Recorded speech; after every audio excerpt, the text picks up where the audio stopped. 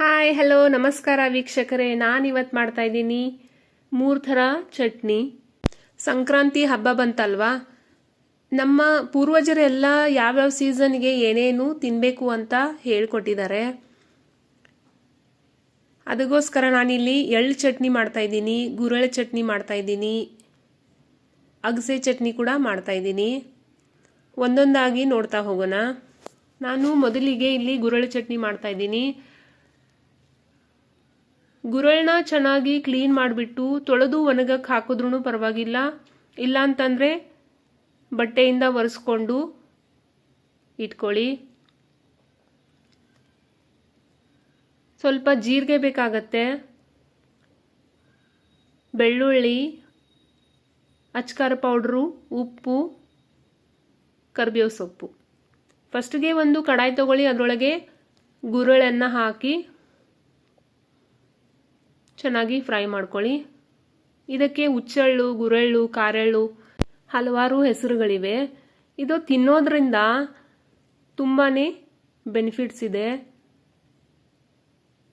Fibre ಅಂಶ ತುಂಬ ಇದೆ. ಶೀತ ಎಲ್ಲ ಆಗಿತ್ತಂದರೆ ಅದು ಕೂಡ ಕಡಿಮೆ ಮಾಡುತ್ತೆ. ನಿದ್ದೆ ಬರ್ತಿರ್ಲಿಲ್ಲ ಅಂದರೆ ನಿದ್ದೆ ಕೂಡ ಬರುತ್ತೆ. ಪ್ರತಿದಿನ ನಾವು ಸೇವಿಸ್ತಾ ಬರಬೇಕಾಗತ್ತೆ. ನಮಗೆ ಸ್ಕಿನ್ನಿಗಂತೂ ತುಂಬ ಒಳ್ಳೆಯದು. ಲೋ ಫ್ಲೇಮಲ್ಲಿ ನಾವು 5ರಿಂದ 6 ನಿಮಿಷದವರೆಗೂ ಫ್ರೈ ಮಾಡಬೇಕಾಗತ್ತೆ. ಹುಷಾರಾಗಿ ಫ್ರೈ ಮಾಡಿ, ಇಲ್ಲಾಂದರೆ ಕಪ್ಪಾಗೋ ಚಾನ್ಸಸ್ ಇರುತ್ತೆ, ಅದಕ್ಕೆ ಕಹಿ ಆಗುತ್ತೆ. ನಾನು ಕರಿಬೇವು ಸೊಪ್ಪನ್ನ ತೊಳೆದ್ಬಿಟ್ಟು ಇದರಲ್ಲೇ ಹಾಕಿದ್ದೀನಿ. ನಾವು ಫ್ರೈ ಮಾಡಬೇಕಾದ್ರೆ ಅದೆಲ್ಲ ಡ್ರೈ ಆಗುತ್ತೆ, ಅದಕ್ಕೋಸ್ಕರ. ನಾವು ಈ ಚಟ್ನಿನ ಅನ್ನದ ಜೊತೆ, ರೊಟ್ಟಿ ಜೊತೆ, ಮೊಸರು ರೊಟ್ಟಿ ಜೊತೆನೂ ತುಂಬ ಚೆನ್ನಾಗಿ ಟೇಸ್ಟ್ ಕೊಡುತ್ತೆ. ತಣ್ಣಗೆ ಆದಮೇಲೆ ನಾವು ಮಿಕ್ಸಿಗೆ ಹಾಕ್ಕೊಂಡು ಪಲ್ಸ್ ಮೋಡಲ್ಲಿ ಇದನ್ನು ಪೌಡ್ರ್ ಮಾಡ್ಕೋಬೇಕಾಗತ್ತೆ. ಡೈರೆಕ್ಟಾಗಿ ನೀವು ಮಿಕ್ಸಿ ಮಾಡಿದ್ರೆ ಏನಾಗುತ್ತೆ, ಎಣ್ಣೆ ಬಿಟ್ಕೊಳ್ಳುತ್ತೆ. ಎಣ್ಣೆ ಬಿಟ್ಕೊಂಡ್ರೆ ನಮಗೆ ಇದು ಚಾಣಿಸ್ಲಿಕ್ಕೆ ಆಗಲ್ಲ. ಅದಕ್ಕೋಸ್ಕರ ನಾವು ಏನು ಮಾಡಬೇಕಾಗತ್ತೆ ಅಂದರೆ ಪಲ್ಸ್ ಮೋಡಲ್ಲಿ ಸ್ವಲ್ಪ ಸ್ವಲ್ಪನೇ ನಾವು ಗ್ರೈಂಡ್ ಮಾಡ್ಕೋಬೇಕಾಗತ್ತೆ. ಈ ರೀತಿ ಗ್ರೈಂಡ್ ಮಾಡೋದ್ರಿಂದ ಚೆನ್ನಾಗಿ ಪೌಡರ್ ಆಗುತ್ತೆ. ಇವಾಗ ಇದನ್ನು ಚಾನ್ಸ್ಕೊಳ್ಳೋಣ. ಚಾನ್ಸ್ ಆದಮೇಲೆ ಮೇಲಿಂದ ನಾರಿನ ಅಂಶನ ತೆಗೆದುಬಿಟ್ಟಿದ್ದೀನಿ. ಇಲ್ಲಾಂದರೆ ಅದು ಟೇಸ್ಟು ಚೆನ್ನಾಗೇ ಬರಲ್ಲ, ಅದಕ್ಕೋಸ್ಕರ ಚಾಣಿಸ್ತಾ ಇದ್ದೀನಿ. ನೀವು ಚಾಣಿಸೋದು ಬೇಡ ಅಂದರೆ ಹಾಗೆ ಕೂಡ ಯೂಸ್ ಮಾಡ್ಕೋಬಹುದು.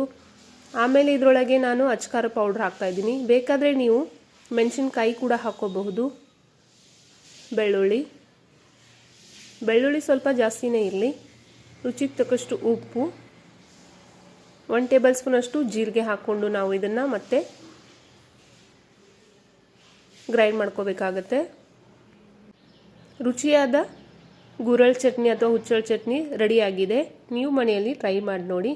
ಇವಾಗ ನಾನು ಎಳ್ಳಿನ ಚಟ್ನಿ ಮಾಡ್ತಾಯಿದ್ದೀನಿ. ಅದು ಹೇಗೆ ಮಾಡೋದಂತ ನೋಡೋಣ. ನಾವು ಎಳ್ಳು ತಿನ್ನೋದ್ರಿಂದ ಅಂತೂ ತುಂಬ ಲಾಭ ಇದೆ. ಚಳಿಗಾಲದಲ್ಲಿ ಅಂತೂ ತುಂಬ ಹೆಲ್ದಿ ಕೂಡ.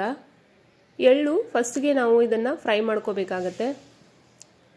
1 ಕಪ್ ಎಳ್ಳು ಇತ್ತಂದರೆ ಅರ್ಧ ಕಪ್ದಷ್ಟು ಕೊಬ್ಬರಿ ತಗೊಳ್ಳಿ. ರುಚಿಗೆ ತಕ್ಕಷ್ಟು ಉಪ್ಪು, ಖಾರ, ಬೆಳ್ಳುಳ್ಳಿ ಮತ್ತು ಜೀರಿಗೆ. ಬೇಕಾದರೆ ಕರಿಬೇವು ಕೂಡ ಹಾಕೋಬಹುದು. ನಾವು ಎಳ್ಳು ಹಾಕಿದ್ಮೇಲೆ ಲೋ ಫ್ಲೇಮಲ್ಲಿ ಚಟಪಟ ಅನ್ನುವಷ್ಟು ಹುರಿಬೇಕಾಗತ್ತೆ. ಆದಷ್ಟು ಲೋ ಫ್ಲೇಮಲ್ಲೇ ಹುರಿರಿ, ಯಾಕಂದರೆ ಎಳ್ಳು ಎಲ್ಲ ಕಡೆ ಸಿಡಿದ್ಬಿಡುತ್ತೆ, ಅದಕ್ಕೋಸ್ಕರ. ಎಳ್ಳು ಹುರಿದಾದ್ಮೇಲೆ ತಕ್ಕೊಂಡು ಅದರೊಳಗೇ ಕೊಬ್ಬರಿ ಹಾಕ್ಕೊಂಡು, ಒಣ ಕೊಬ್ಬರಿ ಹಾಕಬೇಕಾಗತ್ತೆ. ಒಣ ಕೊಬ್ಬರಿ ಹಾಕ್ಕೊಂಡು ಆಮೇಲೆ ಫ್ರೈ ಮಾಡ್ಕೊಳ್ಳಿ. ಫ್ರೈ ಆದಮೇಲೆ ಅದು ಕೂಡ ತಣ್ಣಗಾಗಲಿಕ್ಕೆ ಬಿಟ್ಬಿಡಿ. ತಣ್ಣಗಾದಮೇಲೆ ಇದನ್ನು ನಾವು ಮಿಕ್ಸಿಗೆ ಹಾಕ್ಕೊಳ್ಳೋಣ. ಎಳ್ಳು ಕೊಬ್ಬರಿ ಕೂಡ ನಾವು ಪಲ್ಸ್ ಮೋಡಲ್ಲೇ ಗ್ರೈಂಡ್ ಮಾಡಬೇಕಾಗತ್ತೆ, ಇಲ್ಲಾಂದರೆ ಎಣ್ಣೆ ಬಿಟ್ಬಿಟ್ಟು ಅದು ಪೌಡ್ರ್ ಆಗಲ್ಲ, ಅದಕ್ಕೋಸ್ಕರ. ಬೆಳ್ಳುಳ್ಳಿ ಹಾಕ್ಕೊಳ್ಳಿ. ರುಚಿಗೆ ತಕ್ಕಷ್ಟು ಉಪ್ಪು, ಖಾರ, ಜೀರಿಗೆ. ಪಲ್ಸ್ ಮೋಡಲ್ಲಿ ಗ್ರೈಂಡ್ ಮಾಡಿಬಿಟ್ಟು ಆಮೇಲೆ ಗ್ರೈಂಡ್ ಮಾಡ್ಕೊಳ್ಳಿ. ಇದರಿಂದ ಏನಾಗುತ್ತೆ, ಎಣ್ಣೆ ಬಿಟ್ಕೊಳ್ಳಲ್ಲ, ಚೆನ್ನಾಗಿ ಪೌಡ್ರ್ ಆಗಿ ಬರುತ್ತೆ. ಎಳ್ಳು ಚಟ್ನಿ ರೆಡಿ ಆಗಿದೆ. ಇದು ಕೂಡ ನಾವು ರೊಟ್ಟಿ ಜೊತೆ ಚಪಾತಿ ಜೊತೆ ಎಲ್ಲ ತಿನ್ಕೋಬಹುದು, ಅಥವಾ ಬಿಸಿ ಅನ್ನಕ್ಕೆ ತುಪ್ಪ ಹಾಕ್ಕೊಂಡು ಸವಿಬಹುದು. ಇವಾಗ ನಾನು ಅಗಸೆ ಹಿಂಡಿ ಮಾಡ್ತಾ ಇದ್ದೀನಿ. ಅಗಸೆ ಹಿಂಡಿ ತಿನ್ನೋದ್ರಿಂದ ಅಂತೂ ತುಂಬಾ ಲಾಭ ಇದೆ. ಒಮೆಗಾ 3 ಇರುತ್ತೆ ನೋಡಿ. ಫ್ಲ್ಯಾಕ್ಸ್ ಸೀಡ್ಸು, ಅಗಸೆ. ಇದಕ್ಕೆ ಬೇಕಾಗುವಂಥ ಸಾಮಗ್ರಿ ಸ್ವಲ್ಪ ಬೆಲ್ಲ, ಹುಣಸೆಹಣ್ಣು, ಜೀರಿಗೆ, ಬೆಳ್ಳುಳ್ಳಿ, ಕರಿಬೇವು, ಉಪ್ಪು, ಖಾರ. ನಾನಿಲ್ಲಿ ಅಚ್ಕಾರ ಪೌಡ್ರ್ ತೊಗೊಳ್ತಾ ಇದ್ದೀನಿ.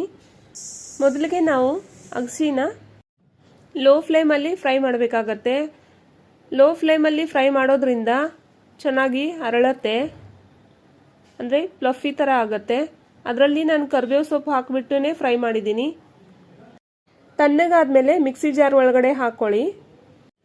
ಉಪ್ಪು, ಖಾರ, ಜೀರಿಗೆ ಹಾಕ್ಕೊಂಡು ಮೊದಲಿಗೆ ನಾವು ಮಿಕ್ಸಿ ಮಾಡ್ಕೊಳ್ಳೋಣ. ನಾವು ಪಲ್ಸ್ ಮೋಡಲ್ಲೇ ಮಿಕ್ಸಿ ಮಾಡ್ಕೋಬೇಕಾಗತ್ತೆ.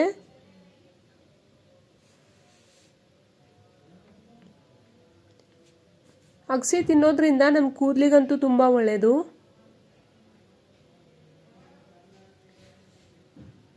ಇವಾಗ ನೋಡಿ ಅದು ಪೌಡರ್ ಆಗಿದೆ. ಇದರೊಳಗೇ ನಾವು ಹುಣಸೆ ಹಣ್ಣು, ಬೆಳ್ಳುಳ್ಳಿ, ಬೆಲ್ಲ ಹಾಕಿಬಿಟ್ಟು ಮತ್ತೆ ಪಲ್ಸ್ ಮೋಡಲ್ಲಿ ಚಲಾಯಿಸಿ ಆಮೇಲೆ ಗ್ರೈಂಡ್ ಮಾಡ್ಕೋಬೇಕಾಗತ್ತೆ. ನಾನು ಮಿಕ್ಸಿ ಜಾರು ಚಿಕ್ಕದಾಯಿತು, ಅದಕ್ಕೋಸ್ಕರ ಬೇರೆ ಮಿಕ್ಸಿ ಜಾರಲ್ಲಿ ಹಾಕ್ಕೊಂಡು ಪೌಡ್ರ್ ಮಾಡ್ಕೊಳ್ತಾ ಇದ್ದೀನಿ. ನೀವು ಅಗಸೆ ಹಿಂಡಿನ ದೋಸೆ ಜೊತೆ, ರೊಟ್ಟಿ ಜೊತೆ, ಚಪಾತಿ ಜೊತೆ ಅಥವಾ ಬಿಸಿ ಅನ್ನದ ಜೊತೆನೂ ಹಚ್ಕೊಂಡು ತಿನ್ನಬಹುದು. ನನ್ನ ಯೂಟ್ಯೂಬ್ ಚಾನಲ್ನ ಸಬ್ಸ್ಕ್ರೈಬ್ ಮಾಡಿಲ್ಲ ಅಂದರೆ ಸಬ್ಸ್ಕ್ರೈಬ್ ಮಾಡ್ಕೊಳ್ಳಿ. ಬೆಲ್ ಬಟನ್ನ ಪ್ರೆಸ್ ಮಾಡಿ. ಇದೇ ರೀತಿ ಹೊಸ ಹೊಸ ವಿಡಿಯೋಗಳನ್ನೆಲ್ಲ ನೀವು ನೋಡಬಹುದು. Thanks for watching my video.